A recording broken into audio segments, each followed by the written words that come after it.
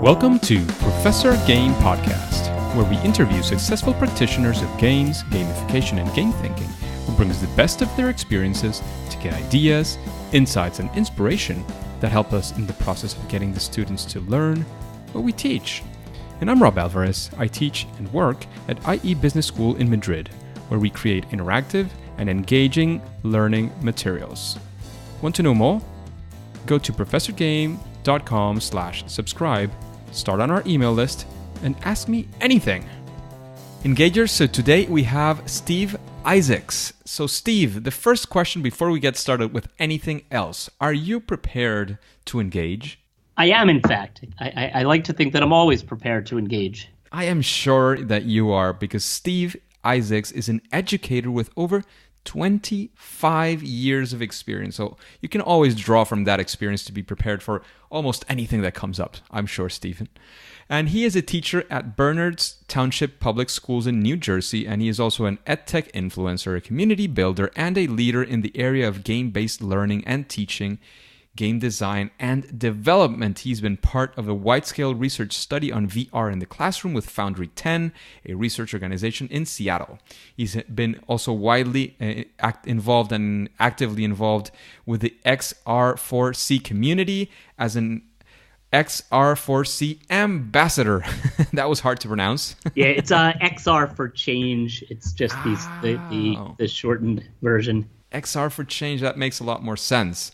Because he was also honored at the ISTE Outstanding Educator in 2016, which I'm sure was a big honor. It was awesome, and it was well deserved as well. And in addition to teaching, he is on Wednesday of every month at 7 p.m. Eastern Time and community working to build collaborative relationships among the EdTech stakeholders to create better EdTech for students. He has become passionate about esports in schools and founded the Esports EDU Twitter chat, which is Thursday nights at 7:30 p.m. Eastern Time, and Esports EDU Discord server. You can find the link to that Discord on the show notes at professorgame.com. If you look for Steven or Steve, you'll certainly find the links to this episode. So Steve, is there anything else that you would like to say from this intro? Anything we've missed out? Just the other thing that's pretty big on my plate these days is I'm the lead content producer for Mindfair, which is a large Minecraft convention. It's actually the official North American, it's the official Minecraft community event for North America. And we run about 10 events a year around the country. That is true. I completely missed that from that intro, but it is certainly very relevant because Minecraft has been having some awesome applications in education lately. Absolutely. So Steve, we want to get kickstart with something that might sound like a typical question, but I think it's very important for many teachers like yourself that sometimes they see and they look up and they say, well, Steve has over 25 years of experience. This guy has it all figured out. But we want to see, what does a regular day look like? Because I'm sure that there's awesome things going on, but there's also very regular day-to-day life that goes on. And I want you to come closer to the engagers, to our listeners. Sure. So, gosh, a typical day, I wake up, I brush my teeth. No, I have, love the little bit of time I have in the morning with the family. Then typically I'm heading to school. I am fortunate in that my daughter goes to school in the same district, so we get to commute together every morning, and I drop her off, and then I come over to the middle school, and my day is very,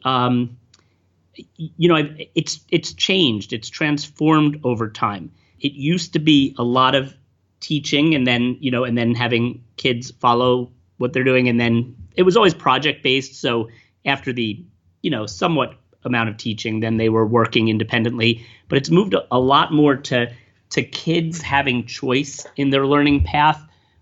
So my course is gamified and it's a quest-based approach. So aside from certain pathways that most of the kids go through, they have a lot of choice in terms of what learning path they take. And those different learning paths all have different quests that I've developed that still align with our learning outcomes for my course, but give kids a lot of opportunity to explore and find what they're interested in and then pursue that down, kind of go down that rabbit hole, pretty deep. So a lot of my day is supporting different kids doing different types of projects, maybe even using different tools and such. And that allows for a real unique experience where I get to spend a lot of time learning, I like to say with and from, or co-learning with my students, because their interests and needs become different and branch off so much that it kind of encourages an environment where they are responsible for their own learning. And I love to help and support with that. But it's really more about learning how to learn and to accomplish what you need than it is about me directly teaching. And that's very exciting for me because, for one, the kids figure so much out and then impress me all the time. And when they do need help with something and I can sit with them, I think by my kind of going alongside them and searching for what we might need, I think it's modeling, how to learn as well. And I think they get to see me engaged in that learning process. And I'd rather model that and have them leave knowing how to learn than leave my class knowing how to do just what I taught them to do. So it's very, there's a fairly free flowing thing going on often. And it also allows me to support. Sometimes there are kids that do need a little more guidance. And when the kids that can take on this independent, approach to learning, it also frees me up a little bit in those cases to help the kids that might need a little more attention, I would say. And then it's a lot of play, a lot of fun. During lunch, I have a group of kids that come in almost every day, and that's they could come into work or they could come into play. So I even get my gaming in then. I have a group that I've been playing StarCraft with a lot during lunch, and that makes me very happy, and that kind of thing. And then we also have like an after-school game club. So I'm immersed in games, but also immersed in hard fun with kids really going out there and learning and owning their learning. Wow, that sounds very complete and exciting. I let you go directly into that rant because I could spot many, many interesting things that go around as trends, this whole adaptive and personalized learning. There you're doing it directly. Yeah. This active learning, there you go. You got it as well. Owning your learning, there you got it as well. And all these things are, well, it's maybe not the only way, but they're completely potentiated or fueled by this whole game and the gamification that you're introducing into your classroom. So I'm very excited about this conversation, Stephen. Thanks. Now, from all this excitement, I want to make a shift because also, as I mentioned at the beginning, sometimes when somebody is getting started and thinking of, well, is this for me? Is it not for me? Is it too difficult? They think that, it's all only rainbows and ponies and and unicorns. And it certainly isn't. We have iterations, we have learnings, and we have failed attempts or first attempts in learnings, which we call also fails. And we would like to hear a story from one of those times when something happened, it didn't go the way you expected it, what you learned from it, how you came out. Can you bring us to the ground level? Tell us that story, Stephen. Sure. In fact, I have two kind of almost the same story. It's really the same story, but twice I have approached things in a way that was maybe overly ambitious. When I started my game development course here, it's a middle school elective. One of the things we wrote into the curriculum, and which required us purchasing an Xbox for the classroom, which I thought was pretty cool to have in my curriculum needs. And the reason we did that is that I wanted to teach kids Visual C# and programming because I knew that you could sort of, program for the Xbox with this environment. And my course isn't intended to be a hardcore computer science course. So what I found that happened that was very interesting is we would have a unit on Game Maker in the class, and the kids would be up and running and making their game in no time and really, really learning and digging in and expanding upon their game and seeing, really getting a lot of immediate gratification or, at least not holding off too long to have that reward. And then we entered the unit on Visual C# and XNA Studio, it was called. And the project I had the kids doing was that they were going to basically start coding in C#. And, I thought it seemed reasonable. And after about 3 weeks, the kids who were successful finally had something happening where they had a game controller in their hand, and if they pressed the red button repeatedly, the screen turned a little more red each time they hit it, If they pressed the green button, it turned more green.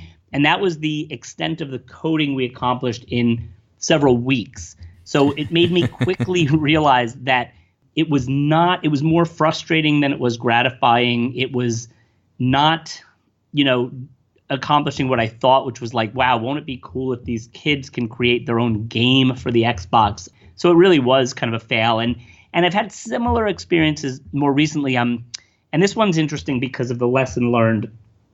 My kids with our virtual reality stuff, we're focusing on content creation. So my initial thought there was, let's go right to Unity and get these kids learning Unity. And I've heard from some teachers they've had great success with middle school kids in Unity. I find the learning curve to be kind of rough. And I've had some kids that have been fairly successful, but a lot of challenge and a lot of not really making too great of progress. And then last semester, taking a step back from that, it occurred to me, so Minecraft, which we use extensively and the kids know very well, can run in virtual reality, the Windows 10 edition. So I proposed to a group of students that if they wanted to create their game or experience in Minecraft with the intentionality or the intention of it being a virtual reality experience, that I would encourage that. And I had one team that did a phenomenal job, the three of them working together. They could work in Minecraft, not in VR, but test it in VR. They had one person often in the headset testing it and giving immediate feedback that the teammates were fixing right away. So again, it was one of these overshooting and then reeling back and realizing where the sweet spot or the success could be, experienced best. Wow, there's a steep learning curve there, as I can observe from the outside, because one of my conclusions there is, especially for the first story, is we always imagine these worlds and these things when we are creating something for our classes. And again, this happens in gamification, non-gamification, regular classes, etc. We're imagining all these things that will happen. And it happened to me just yesterday. I had a session planned and I had two exercises. I had a case I sent them and I had something else. I was well prepared for just one of them happening.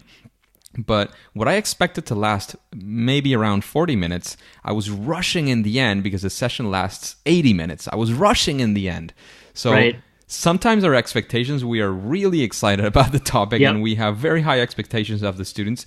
And the thing is that it's hard not to measure them by what we are capable of doing. It's really, really, really, really hard. And with kids, of course, it only gets harder because when you design a game for a 5-year-old, a 10-year-old, a 12-year-old, a 13-year-old, it's getting further and further from our current age range and our current situation and stage in life. So it's really difficult. It's not an easy thing. The good thing is that you can, just as Stephen did, you go ahead, you test it, you try it, you see what happens, and you improve from that. And that's like the biggest lesson learned for me from your story, Stephen.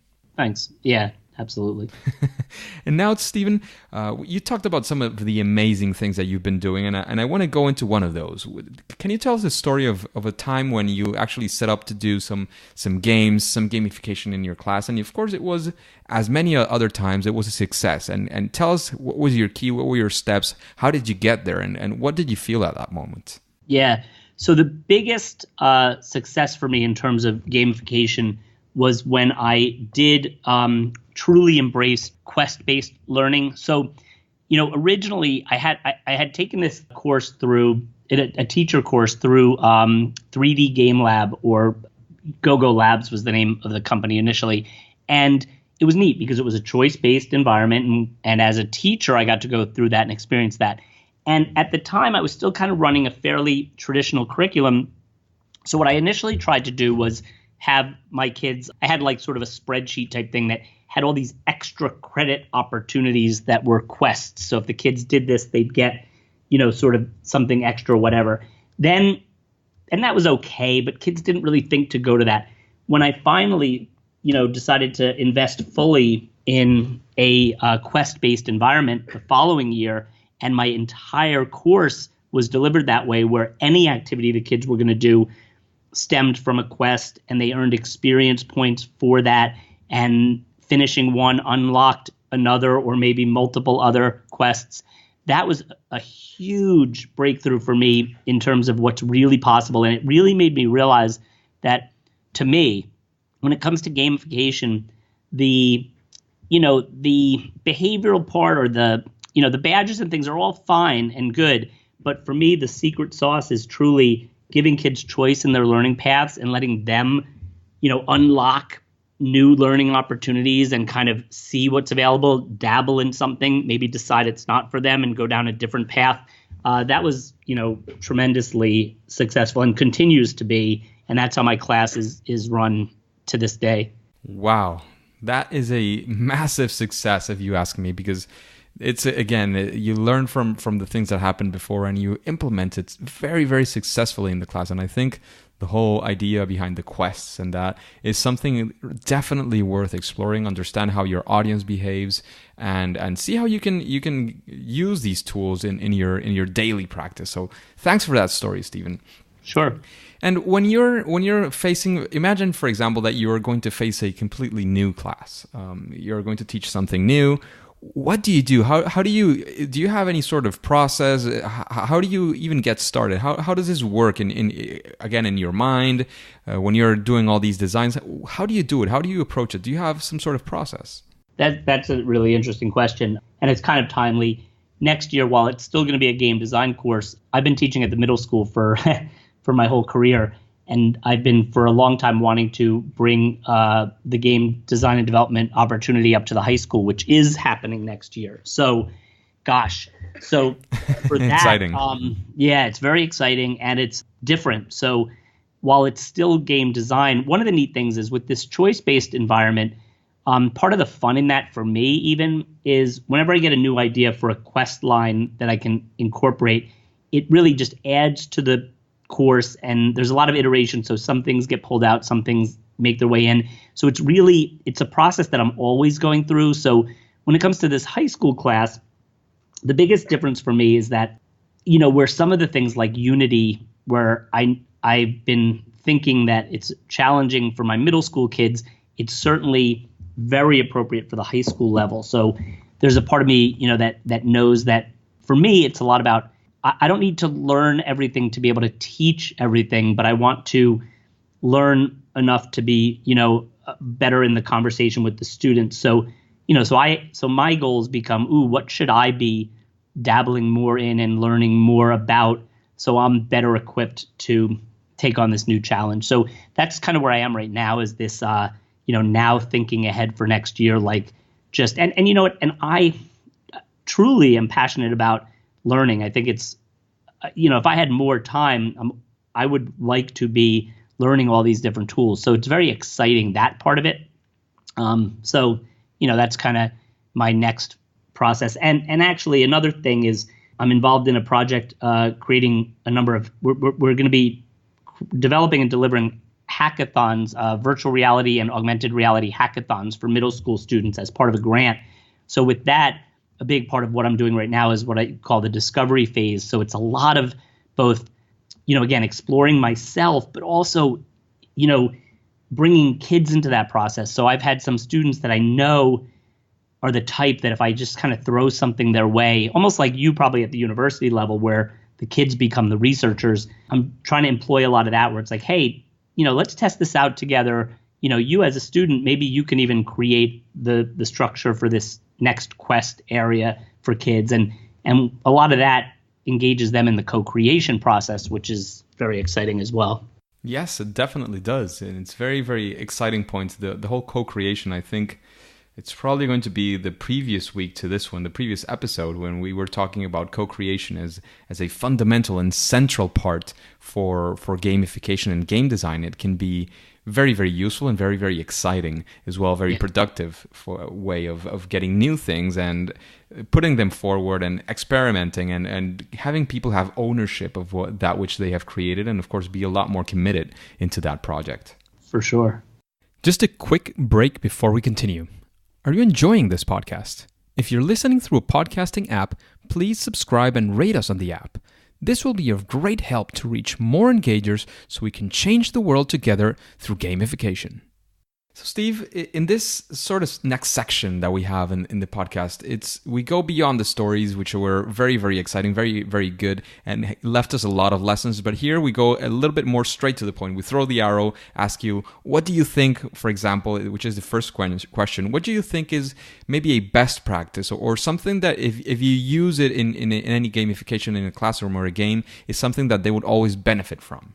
For me, it's that choice-based learning environment. I think that's crucial to bring kids into learning that's meaningful and relevant for them, and giving them choice accomplishes that. Choice for students. It's something, or students, kids, learners, however you want to name them, however you're approaching them. The whole concept of choice is, in my opinion, it's central to any gamification or game, because I think it was in Spanish. I was talking to somebody else. How do you call what you use to interact with a video game? The controller. It's not by chance. You're controlling what's happening there. You have to hand over the control in many ways to your students. Yes, absolutely. So I completely agree, and I in my opinion, it's something that is absolutely central to any of these designs. And you were talking about some of the games that you played, that you had an Xbox or probably still have an Xbox for your class. And in that sense, what would you say is currently or historically, what would be your favorite game? Well, historically, I'll say StarCraft. I have a long love affair with the game of StarCraft from the day that I picked it off the shelf and rushed home to play it. But more currently, and I'm still playing that, but I'm very interested in the whole independent game market currently, partially because that's kind of what my students are doing, is they're, for all intents and purposes, indie game developers. But one that I'm really enjoying right now is called Gris. Beautiful game. And then another, I'll stop with that. But Gris right now is probably my favorite game I'm playing currently. Actually, I will throw one more in. Moss, which is a VR game, is so far my favorite VR game. And I've explored a lot of virtual reality content, and a lot of it doesn't hit the mark, but that one really does. That sounds fantastic. The first one, Gris, like in Grizzly Bear, or? GRIS. It's a beautiful, beautiful game. It's a platform puzzle game. A lot of emotion baked in, and great soundtrack. Really just a very interesting, wonderful game. You've piqued my curiosity now. I'll have to take a look at it. Please. Steve, is there somebody, after listening to these questions, after your experience with podcasting as well, is there somebody that you would like to listen to in an interview like this one in Professor Game? Let's think here. That I would like to listen to, or I would like your audience to be exposed to? Hopefully both. Okay. Well, I'm a big fan of the work of Paul Darvasi. He's an educator in Canada that's done some amazing things with designing games for his students, alternate reality experiences and things, and just a really, really neat guy. He happens to be a good friend as well over the years, thanks to our connection through game-based learning. But your audience would absolutely love him. I'm sure that we would. I'm sure. So in that same sense of recommendations, is there any book that you would recommend? If you had to recommend one book to this audience, to the engagers, what book would it be and why? Yeah, if we're talking about, especially around game-based learning, Matt Farber wrote, several books or several even editions of, it's called Gamify Your Class. It's a field guide to game-based learning. And Matt has done a phenomenal job of, for one, somehow connecting with and getting just the voice of just about everybody you would ever want to hear about in terms of game-based learning. And he has a really nice writing style that is just so easy to read, which for me is important because I don't really want something to be overly academic. I want the heart of the matter, and he gets to it.